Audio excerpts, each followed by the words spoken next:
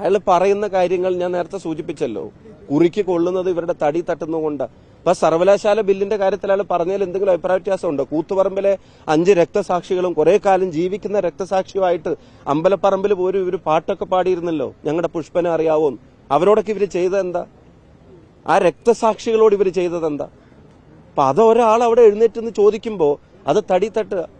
അത് തട്ടുമ്പോൾ അതിനെ പ്രതികരിക്കാൻ മാന്യമായ മറുപടി പറയാൻ കഴിയാത്തതുകൊണ്ട് ഈ പറയുന്ന തരത്തിലുള്ള ആക്ഷേപങ്ങളിലേക്ക് പോവാൻ.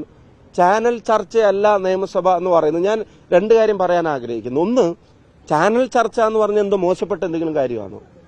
ചാനലിൽ വന്ന് താൻ വിശ്വസിക്കുന്ന പ്രസ്ഥാനത്തിന്റെയും ജനങ്ങളുടെയും കാര്യങ്ങൾ ഒരാൾക്ക് നന്നായി പറയാൻ സാധിക്കുന്നുണ്ടെങ്കിൽ അതൊരു പോസിറ്റീവ് ഗുണമല്ലേ? 2, നിയമസഭ എന്താണെന്ന് അറിയാവുന്നതുകൊണ്ടും നിയമസഭയിലേക്ക് തെരഞ്ഞെടുക്ക അയക്കപ്പെടേണ്ട ആളാണെന്ന് ജനങ്ങൾ തിരിച്ചറിഞ്ഞിട്ടുമല്ല ഒരാൾ അവിടെ വരുന്നത്. അതുവഴി പോകുമ്പോൾ എന്നാ പിന്നെ കുറച്ചേരം ഇവിടെ നിന്ന് കയറി ഇരുന്നേക്കാന്ന് വിചാരിച്ചിട്ട് അവിടെ വന്നിരുന്നിട്ട് 2 വർത്താനം പറയുന്നതല്ലോ. അപ്പൊ അവിടെ വന്ന് ഇരിക്കാൻ യോഗ്യനാണെന്നും അവിടെ വന്ന് പറയേണ്ട കാര്യങ്ങൾ പറയാം, അറിയാം എന്ന് ജനങ്ങൾ തിരിച്ചറിഞ്ഞുകൊണ്ടുകൂടിയല്ലോ ഒരാൾ, പ്രതിപക്ഷത്തിരിക്കുന്ന ഒരാൾ അവിടെ വന്ന് ഈ കാര്യങ്ങൾ പറയുന്നത്. അപ്പം മന്ത്രിമാർക്ക് എന്താ ഇത്ര അസഹിഷ്ണുത? മന്ത്രിമാർക്ക് എന്തിനാ ഇത്ര അസ്വസ്ഥത? ഒരു ചോദ്യം ചോദിക്കാൻ പാടില്ല എന്നുള്ളതാണ്. ഒരു ഉത്തരവും ഇവർ ചോദിക്കുന്നതിന് പറയില്ല എന്നുള്ളതാണ്.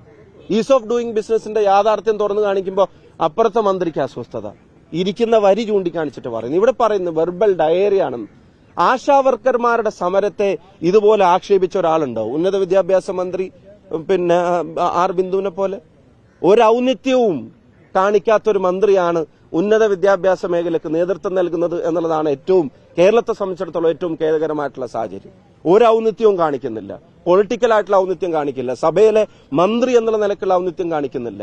സഭയ്ക്ക് പുറത്ത് ആശാവർക്കർമാരെ പോലെ സാധാരണക്കാർ, പാവങ്ങൾ അതിജീവനത്തിനും അവനവന്റെ കൂലിക്കും വേണ്ടി നടത്തുന്ന സമരത്തെ അഭിസംബോധന ചെയ്യുമ്പോൾ, അഡ്രസ് ചെയ്യുമ്പോൾ അവിടെയും ഒരു ഔന്നിത്യം കാണിക്കുന്നില്ല. ഒരു ഔന്നിത്യവും കാണിക്കാത്തൊരു മന്ത്രി ഉന്നത വിദ്യാഭ്യാസ മേഖലയിൽ തുടരുന്നു എന്നുള്ളതാണ് കേരളത്തിന്റെ ശാപം. ഈ ശാപത്തിന് കേരളത്തിന് മോചനം ഉണ്ടാവും. അത് ഉറപ്പുവരുത്തുന്ന സാന്നിധ്യമാണ് രാഹുൽ മാങ്കൂട്ടത്തിന്റെ ആണെങ്കിലും PC വിശ്വനാഥിന്റെ ആണെങ്കിലും റോജി എം ജോണിന്റെ ആണെങ്കിലും മാത്യു കോൾനാടന്റെ ആണെങ്കിലും അവരെപ്പോലുള്ള ആളുകളൊക്കെ അവിടെ പറയുന്നത്, മറ്റെല്ലാ അംഗങ്ങളും പ്രതിപക്ഷ നേതാവിന്റെ നേതൃത്വത്തിൽ. അതുകൊണ്ടാണ് ഈ അസഹിഷ്ണുത, ഈ അസ്വസ്ഥത. അതിന് മരുന്ന് ജനങ്ങളുടെ പക്കലുണ്ട്. ഈ അസുഖത്തിനുള്ള മരുന്ന് ജനങ്ങളുടെ പക്കലുണ്ട്. അത് ജനങ്ങൾ 2026 ബോധ്യപ്പെടുത്തും. അല്ല, അതില് UDF ആണ് അതിനകത്ത് ഞങ്ങൾ ഏത് അന്വേഷണം ആവശ്യപ്പെടണമെന്നുള്ളത് UDF നേതൃത്വമാണ് പറയേണ്ടത്. ഞങ്ങൾക്ക് ഈ സംസ്ഥാനത്തെയും രാജ്യത്തെയും അന്വേഷണ ഏജൻസികളല്ലാതെ ഞങ്ങൾക്ക് അവിടെ ഇരുന്നിട്ട് വേറെ ആരെങ്കിലും പുറത്തുനിന്ന് വിളിച്ചു വരുത്താൻ ഞങ്ങൾക്ക് കഴിയില്ല.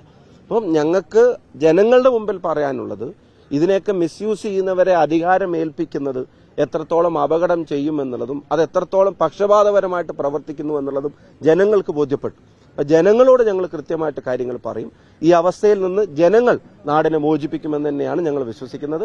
അതിന് UDF തീർച്ചയായിട്ടും നേതൃത്വം നൽകുകയും ചെയ്യും.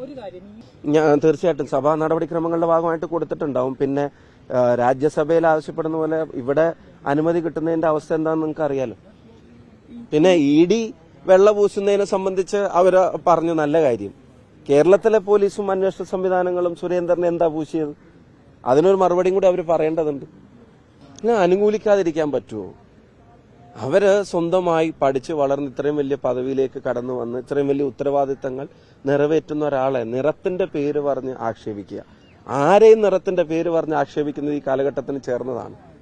ഒന്നും ഒരിക്കലും ഉൾക്കൊള്ളാൻ കഴിയാത്ത, നമുക്കുണ്ടെന്ന് പറയപ്പെടുന്ന മെച്യൂരിറ്റിയും നമ്മുടെ ഒരു സിവിക് സെൻസും നമ്മുടെ ഒരു പൊളിറ്റിക്കൽ കറക്റ്റ്നെസ്സും ഒക്കെ അത് ചില സമയങ്ങളിലൊക്കെ അതൊരു മൂടുപടം മാത്രമാണ്. ഉള്ളിൽ നിന്ന് വരുന്ന ഇത്തരം പ്രതികരണങ്ങൾ സമൂഹത്തിനാകെ നാണക്കേടാണ്. നമ്മളെല്ലാവരും അവർ ചെയ്യുന്ന ജോലിയുടെ പേരിൽ, അവരേറ്റെടുക്കുന്ന ഉത്തരവാദിത്തത്തിന്റെ പേരിലൊക്കെ അവരെ റെസ്പെക്ട് ചെയ്യുന്നു.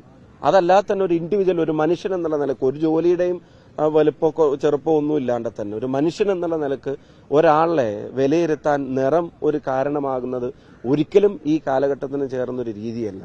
ആ കാര്യത്തിൽ അവരുടെ തുറന്നു പറച്ചിലിന്, തുറന്നെഴുത്തിന് കേരളീയ പൊതുസമൂഹത്തിന്റെ പരിപൂർണമായ പിന്തുണയുണ്ട്. പ്രതിപക്ഷ നേതാവ് അതിനെ സംബന്ധിച്ച് പറഞ്ഞ കാര്യങ്ങൾ കൂടെ ഞാൻ ഇന്ന് ഫേസ്ബുക്കിൽ കണ്ടിരുന്നു. അദ്ദേഹത്തിന്റെ ഓർമ്മകളിൽ നിന്നും ചില കാര്യങ്ങൾ എടുത്തു പറഞ്ഞിട്ട് അദ്ദേഹം അപ്പൊ അവരുടെ ആ സ്റ്റാൻഡിന്, അവരുടെ ആ നിലപാടിന് അതിശക്തമായ പിന്തുണ കേരളീയ പൊതുസമൂഹത്തിനുണ്ട്.